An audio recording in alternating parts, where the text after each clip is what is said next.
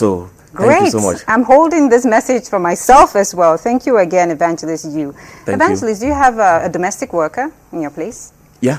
Okay. So how is your relationship like with your domestic worker? There is no difference between my domestic worker and my own children.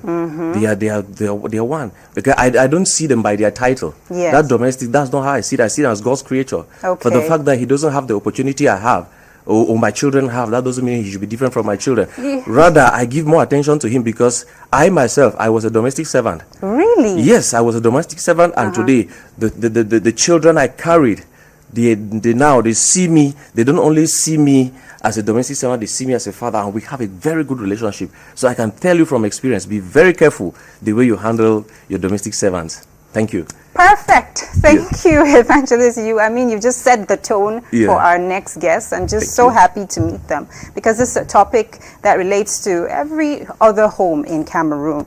You must have come across, or maybe you have a domestic worker. And thanks to Mr. Aneh Maurice, there's some organization within that sector.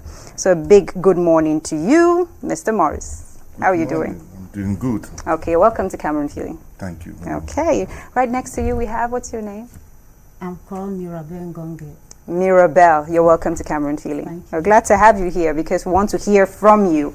But then first off, you have to know who Mr. Aneh Maurice is. He's the CEO of Universal Maidens Association Cameroon. He is an advocate for the rights of domestic workers, and he is here to announce a seminar. Yes, a seminar to train domestic workers. I find that really intriguing. First off, Mr. Aneh, tell us why, what led to the creation of this association. Thank you very much, Auntie Patient. I want to use this opportunity to blend what the man of God, the evangelist, just said. I happen to have been a domestic worker. Yes. Yeah, I've worked as a domestic servant back when I was a child. My parents never had the opportunity, but I want to thank the people that took me because the treatment, they never discriminate. Yes. They gave us everything that it takes. I was treated as part of the family. That was on the part of my own case. Yes. But now, what triggered me to come up with this association, Universal Maidens Association Cameroon, is as a result of some domestic violence which I witnessed in some neighborhood here in the political capital, Yaoundé, which I was so bitter. Yeah. And I asked myself, are we truly Christian? Because as a Christian, you don't treat a fellow human being in such a manner. A child of less than 15 years was taken from a suburb in the northwest and brought here in Yaoundé. But I appreciate a cousin of that mistress, of that home that she was living, whom he eventually gave transport and transported that child without the knowledge of the sister because the treatment was unbearable. What exactly happened to that child? The child was considered as an outcast. Okay. She will never have the opportunity to sit together with the children she is even catering for. She does all the house chores. In fact, if you can bear with me, it's not something which is new. Even food, I was so bitter because I saw her eating a rejected, in fact, a sour food. Rotten food? Yeah, rotten food. Yes. And instead of the woman struggling to even console her, she was beaten mercilessly. How old was this child? This child was about 14 years old. 14 years old. Okay, that leads me to maybe understanding some of the things that you do within your association, some knowledge that our viewers should have. When we talk about domestic workers, we're talking about a worker. We're talking about a staff, employed. How is it possible that a 14-year-old is working? That is the question. which I want the Cameroonian community, Cameroonians, to know that there is a law Yes. governing this domestic worker. That decree was passed in 1968. Okay. That was on the 10th of July 1968 and was amended on the 22nd of April 1976. And there is nowhere in the Cameroon constitution that permits minors to be employed. Yes. And it is common when we find that many Cameroonians have taken advantage, especially these unscrupulous Cameroonian citizens who go to the village, promise heaven and earth to these children. Promise education. in Promise exchange. education, Yes. trade, and these promises are never fulfilled. So I want the population to know that we are living in a country where we are being governed by law. Yes. And I'm calling on the Cameroonian government, on the Cameroon government, and the lawmakers of this country to reiterate on the law governing the domestic servant. Okay. Because there it is also stated that employing a domestic worker, this domestic worker needs to be registered in CMPS, and which is never respected. Even those that are being paid before the increment of the minimum salary Yes. Minimum wage. in this country, we had 36,000 as the minimum wage. You can bear with me that these domestic workers, none of them have ever received. Hardly. We have one seated right here. I'd love to hear her story. Mirabelle, Yes. how long have you been a domestic worker? This is my third year. Third year. Yeah. Okay, so where did you come from before coming to Yaoundé? I am from the northwest region of Cameroon. Yes. I'm a teacher by profession. When the crisis started, schools over there were no more going. I had to stay in the house for some time. Things were not moving.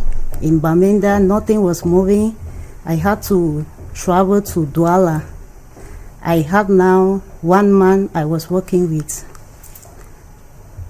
I never thought of such. It's when I went through hell, then I realized that truly what I've been hearing, I'm inside. Okay, so Mirabelle, you left Bamenda, went to Douala Yeah. to be a domestic staff for a Yeah. man. Yes. What exactly happened that really traumatized It you? was a family A how many?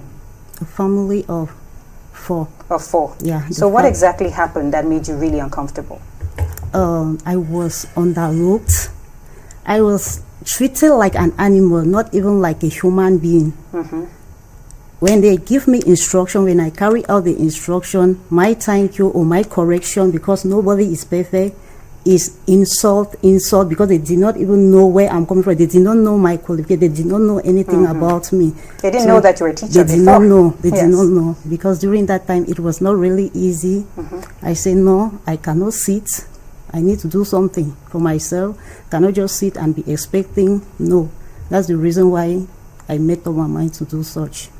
Yeah, there, my treatment, taking care of children, washing dresses, cooking food, but their own thank you, even the little payment they promise at the end of the month, it will not come. Yes. It will not come. So after 2 years in Douala, I decided to contact one of my brother here in Yaoundé. When I came, he directed me now to another man. There was a bit different, just a bit. But each time I was always complaining. Each time she sees me, she'll say, what is the problem? I never wanted to say anything. What I wanted is just to have something doing to earn a living. But that person was interested in knowing why you weren't happy. Yeah. So one day I just decided that it's not good I keep such thing for Yes. myself. So I decided, she came to me, I explained. She said that, I will introduce you to one person. I said, really? She said, okay. I did not take him serious. Okay. And then he introduced you to Mr. Aneh. Yeah. But I want you to give this message to Cameroonians. What are your expectations as maids? What do you want? What would you want people who employ you to do? Because before inviting you here, I talked to some people who have domestic workers, and they felt like, okay, you're a worker. And sometimes domestic workers cannot draw the line between being a staff and a member of a family because there's a difference. You're So right. what exactly are your expectations, knowing that you're there to work? Okay. I'm going there to work. I've made up my mind to work. What I want, before working, we have put down certain rules and regulations. Yeah. I work my work, you paid me what you have promised me. Not that I will work, even sometimes I work overnight, or sometimes I work more than I was expected to. But yet, to receive something positive, I receive but negative. I understand that. And I think, Mr. Ahmed, this has to do with what your association is doing. Because when you go as a worker, you have a contract. You have guidelines on what you are supposed to do and what you're not supposed to do. It's not an open field of, because you're a domestic worker, you do everything I ask you to. So are these guidelines set in homes? Is this something that your association does for these domestic workers? Yeah, that is why we are struggling, and we have put up a training, a seminar which is coming up Yeah. on the 10th and the 11th of March, that is next week, because we have discovered that 80% of these domestic workers are women. And you will bear with me that the female as the vulnerable Absolutely. sex. And since they cannot express certain worries, that is why our association is struggling to see that they contact us, because it's a two-way win. Yes. We educate them, we train them, because I've witnessed a situation whereby you take a maid, a housemaid from a remote area. She has never seen those modern equipment. She has been used to firewood and the rest. Yes. And when she comes there, she needs training. Okay. She needs training. And these are some of the rules we are struggling to put in place. Okay, I've so witnessed a situation also whereby a family, the little child of 2 years was being catered by this maid, and the child was seriously sick here in Yaoundé, and she was taken to the hospital, and she was conducted some tests, and she was HIV positive.